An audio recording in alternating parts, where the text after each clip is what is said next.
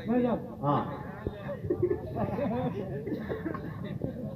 भूल करके भी चले मत जाना। क्या बात है। अभी कुछ भी नहीं हुआ, अभी तो खाली भूल हुई है थोड़ी सी। इस भूल का परिणाम क्या होगा ये आगे मालूम पड़ेगा आपको, है ना। पूरे देश में भूल का परिणाम, और इस मंच से हाथ उठाइए, हाथ खोलिए, हाथ खोलिए, हाथ खोलिए। क्या मतलब ऐसी बातें करने से? हाथ खोलो, हाथ खोलो, खोल दिया हाथ, 5 साल तक पड़े रहो। हाथ खुले, हाथ को ऐसे ही जो भी खुले तो बढ़िया है, खुल गए तो परिणाम ऐसे ही। मामा जी ये कर गए और मामा जी इसलिए चले गए, इतने कारण गिना जी इस देश के अंदर। मेरे बहुत अच्छे लोगों, आप इधर पढ़े लिखे लोग बैठे हुए इस मंच पे, देश के पढ़े लिखे लोग, बहुत बड़े कवि सारे, कोई डॉक्टर है, कोई प्रोफेसर है, सारे पढ़े लिखे लोग हैं। हालांकि मैं तो नहीं हूँ पढ़ा लिखा, पर नहीं, ये पढ़े लिखे होके भी इन्होंने कर कुछ भी नहीं लिया, कर वही रहे जो मैं कर रहा हूँ। बहुत बड़ा काम इन्होंने भी नहीं कर लिया पढ़ लिख के, तो क्या मतलब नहीं ऐसे पढ़ लिख के करने से। आवाज वो तो मेरी आवाज, मैंने कहा था मेरी तबीयत खराब है, आवाज बढ़ाओगे तो ये सीटी बजाएगा। जिन जिन की आवाजें बढ़ गई उनसे सीटी बजी है, तो आवाज मत बढ़ाओ, जैसी आवाज है ऐसी रहने दो। जहाँ आवाज बढ़ाना है मैं बढ़ा दूंगा, जहाँ घटाना है वहाँ मैं घटा दूंगा। आप इसका बिल्कुल भी लोट मत ले कि 113 साल से इसका ये पीराने पीर का मेला बाबा का चल रहा है। माता शीतला महारानी और पीराने पीर दोनों पास पास में बैठे हुए हैं, दोनों में कोई कुछ नहीं। यहाँ सनावद में कभी सांप्रदायिक झगड़े दंगे नहीं हुए। झगड़े दंगे इसलिए नहीं हुए क्योंकि किसी ने करे ही नहीं। तो इसमें इतनी नई बात नहीं है अपने को, वो तो 2 मिनट में भी हाल पीछे हो जाए कोई करे तो, पर कोई कर ही नहीं रहा इसलिए नहीं हुए। तो बाकी इतना लोट नहीं लेना भाई। चुनाव प्यारे बहुत चुनाव जीत गए और बीजेपी हार गई, भाई ये इतना लोट ले रहे, बीजेपी क्यों हार गई? मामा जी हार गए, मामा जी हार गए, ये बोले जीएसटी से हार गए, जीएस से हार गए, सवर्णों से हार गए, कर्णवती सेना कर्णावती सेनाओं ने हारा। कुछ भी नहीं हुआ। वो क्यों हार गए? वो सिर्फ इसलिए हार गए क्योंकि सामने वाले जीत गए। भाई वो जीत गए तो अपन हार गए, इस खंड में इतना क्यों लौट रहा? कौन जीते में कौन हारे, अपने को क्या लेने देना यार। जिनके हाथों में सब कुछ है वो तो कुछ कर ही नहीं रहे, और जिनके हाथ में कुछ भी नहीं है वो सब फोकट की टेंशन पाल रहे, अपने हाथ में कुछ है ही नहीं। बात हमारे भैया दिनेश जी ने ये बताया कि वो राम रहीम और गुरप्रीत वहाँ मिल गया और आसाराम बापू सामने से मिल गया और टुंडा भी आया और ये जैसे वही था तो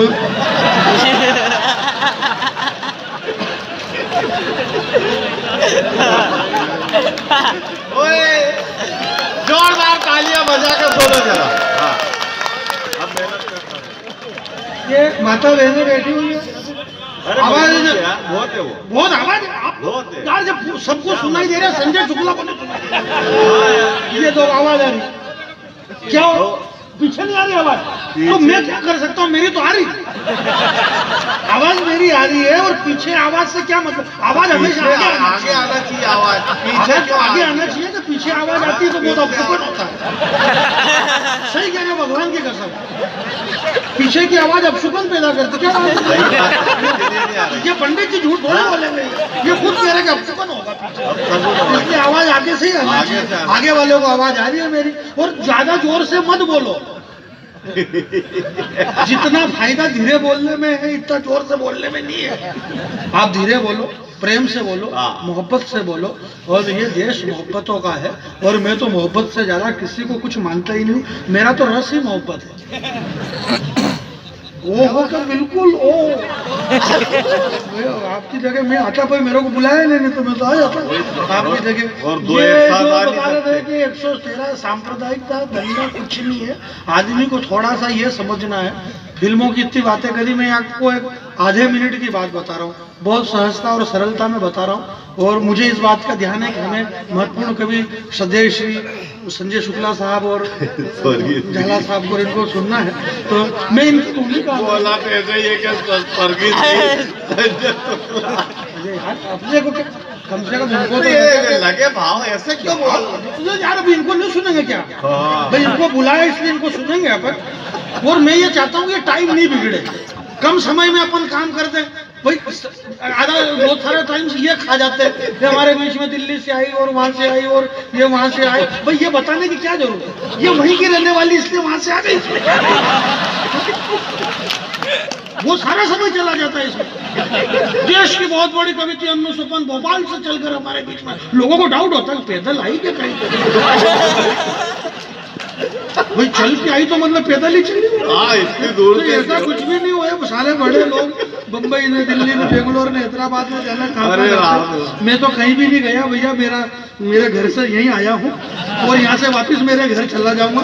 अपन 10-10, 20-20 दिन इधर उधर रोते फिरो, क्या मतलब। अपने घर के सामने फिर दूसरे रोते फिरे, अपने को घर पे रहना।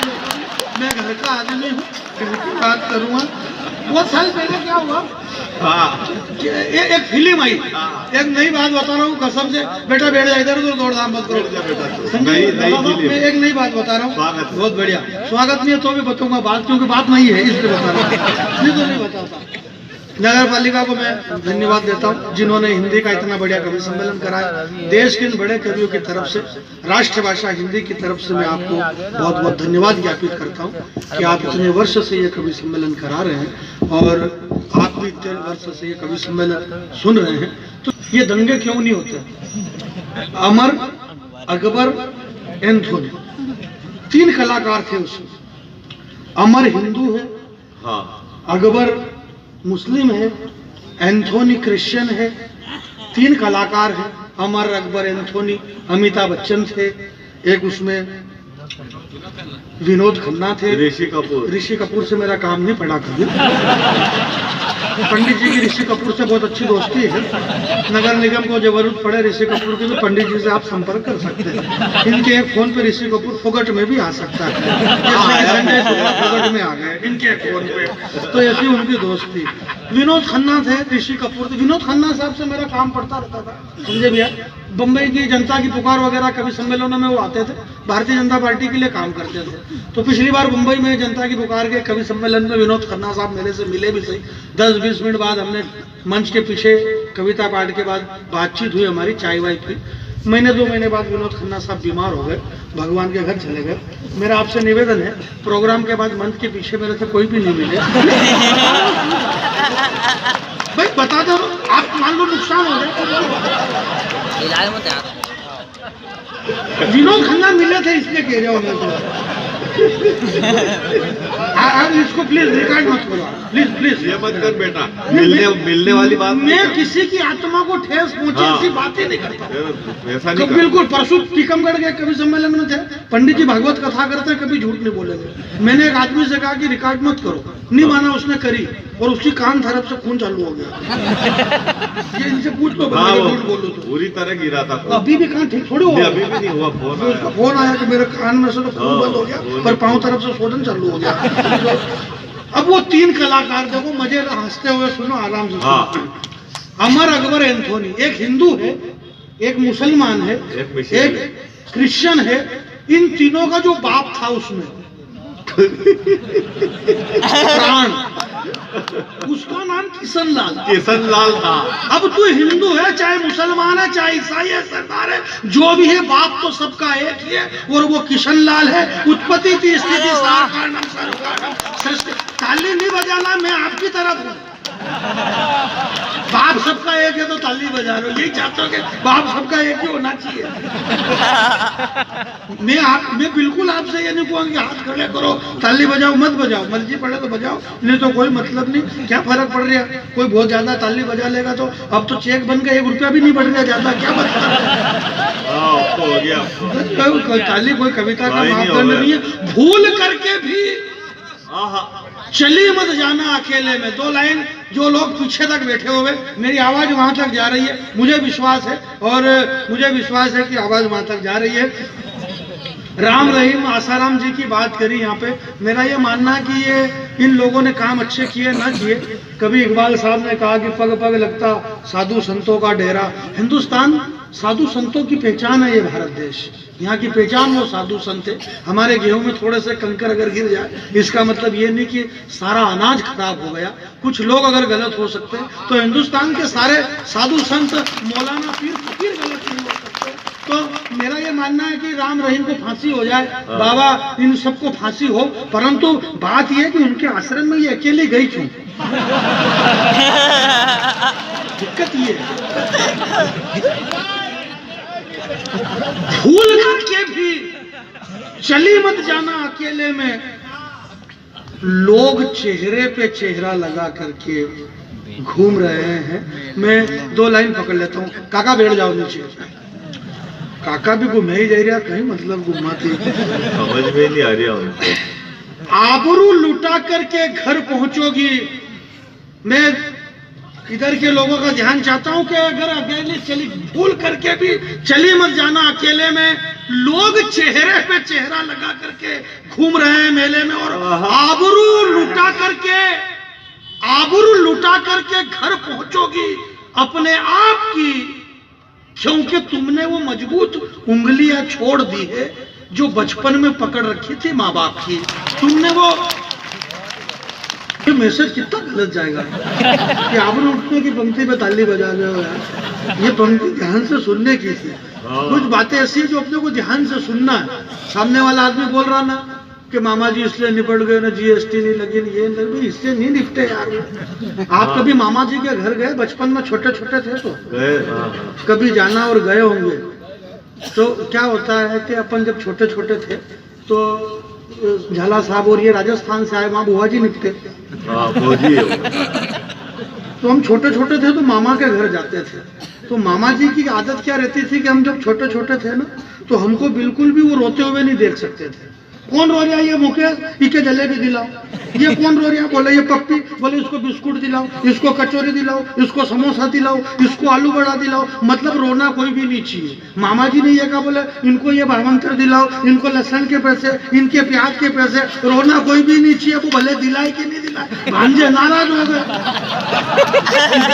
किसी को पोया मिला ये नहीं मिला, ये भांजों का मामला है सर, कुछ भी नहीं है। तो हिंदुस्तान की जनता है नागर साहब, 125 करोड़ लोग रहते हैं इस भारत में। इस सांप्रदायिक माहौल के अंदर में एक कविता 2 मिनट की खड़ी करना चाहता हूँ। मुझे थोड़े चक्कर से आ रहे हैं, इसलिए मैं खड़ा नहीं हो पा रहा हूँ। तो ये बाबाओं के नाम मत लोग नहीं आएंगे। बिल्कुल, मैं भी ये चाहता हूँ कि नई कविता शायद आपने नहीं सुनी होगी। इनको दे दो भैया। आपको पीना? इनको पीना।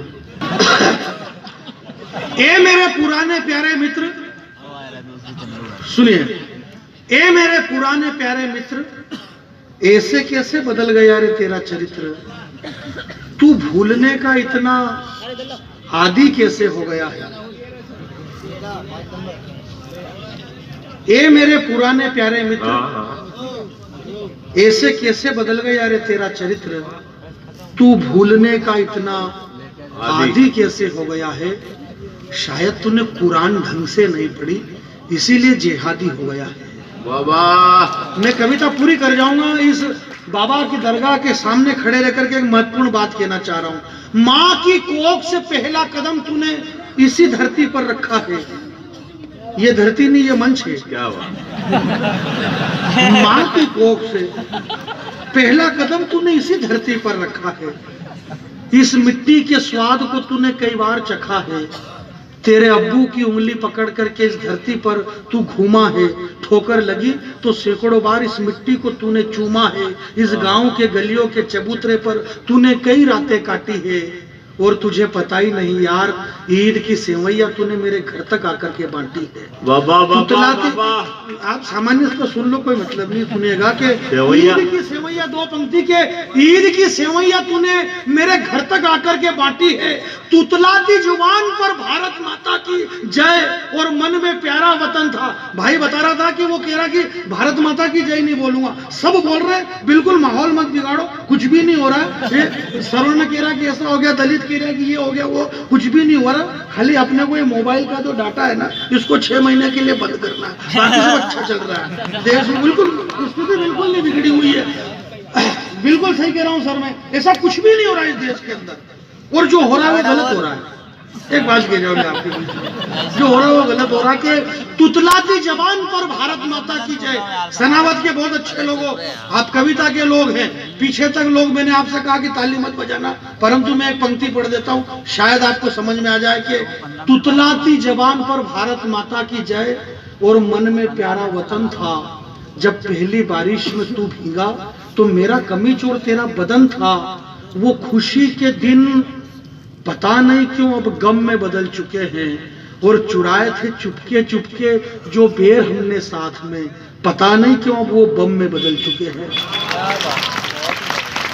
चलिए आपको बजाना था, मैंने कविता कह दी, बढ़िया बात है। चुराए थे जो बेर हमने साथ में, पता नहीं क्यों अब वो बम में बदल चुके हैं।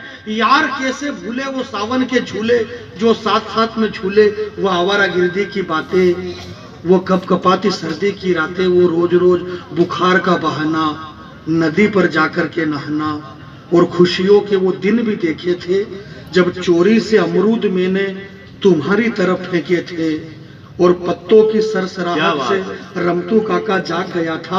उस वक्त तो मेरे हिस्से के अमरूद लेकर के भाग गया था। वो दिन गए, वो रातें गई, वो बातें गई, और पता नहीं अब आ गया है तू किसकी बातों में। बारूद लेकर के बैठा है अमरूद वाले हाथों में। प्रेम से सुन लो, बस मैं 2 मिनट और खड़ा रहूंगा। बारूद लेकर के बैठा है अमरूद वाले हाथों में। संस्कार सुनिए, हमारे दिनेश भैया ने बताया कि संस्कार संस्कृति, संस्कार संस्कृति, संस्कृति संस्कार क्या है कि उम्र में तू बहुत छोटा था, उम्र में तू बहुत छोटा था, माँ की उंगली पकड़ के चलता था। कितना छोटा था मुझे पता नहीं, माँ की उंगली पकड़ के चलता था, मतलब राहुल जी की उम्र रही होगी। उम्र में तू बहुत छोटा था, तेरी मौसी के घर से ही लौटा था, और अकस्मात जब बीमार पड़ा तो छूट गए तेरे हाथों के वो गिल्ली डंडे, वो उछलना कूदना, वो हथकंडे। तब मेरे दादाजी ने डाले थे तेरे गले में ताबीज और गंडे। मेरे घर वालों ने तेरे नाम पर कितना संताप किया था, और जाहिल तुझे पता ही नहीं, मेरी माँ ने तेरे नाम पर कई बार महामृत्युंजय का जाप किया था। अभी भी जिंदा है वो तेरा मेरा गांव, जिंदा है आज भी वहाँ नीम पीपल और वो मोरसली की छांव, जिंदा है आज भी वहाँ सारे रिश्ते नाते, जिंदा है आज भी वहाँ जुम्मन शेख और अलगू चौधरी की बातें। सांझ ढले पीपल तले तुलसी की गिरवा के नीचे दीपक जले, कच्ची पक्की दीवारों पर संजा की बनी हुई आकृति, पग पग पे बिखरी जहां प्रकृति। सांझ ढले संजा के गीत गाती, पीरानी पीर के इस बाबा के दरगाह में के सामने खड़े रह करके 2 पंक्ति आप अपने साथ ले जाना, मेरे पास इससे ज्यादा अच्छा कुछ भी नहीं। देश की बड़ी 2 शायरा 2 कवित्रियों के चरणों में सौंपता हूं कि शाम ढले पीपल तले तुलसी की गिरवा के नीचे दीपक जले, और कच्ची पक्की दीवारों पर संजा की बनी हुई आकृति। सांझ ढले संजा के गीत गाती बच्चिया, तेरी बंदूक की आवाज से डर जाएगी, और मत फैला ये बारूदी धुआं, अपने गांव की तितलियां मर जाएगी। मत फैला ये बारूदी धुआं, अपने गांव की तितलियां मर जाएगी। और तेरे आने की उम्मीद में मैंने कहा कि मैं मोहब्बत में ज्यादा विश्वास रखता हूं, तो मोहब्बत की 2 पंक्ति सौंप देता हूं कि तेरे आने की उम्मीद में अभी भी कागा बोलता है वहां नीम के पेड़ पर, प्राणों को पुतलियों में लिए हुए पिताजी बैठे हैं खेत की मेड़ पर। सुनहरी धूप निकली है गांव में तेरा पापी बदन सेकने के लिए, और कंठ में प्राण लिए हुए माँ बैठी है कलम में, एक बार तेरा मुंह देखने के लिए, एक बार तेरा मुंह देखने के लिए। बहुत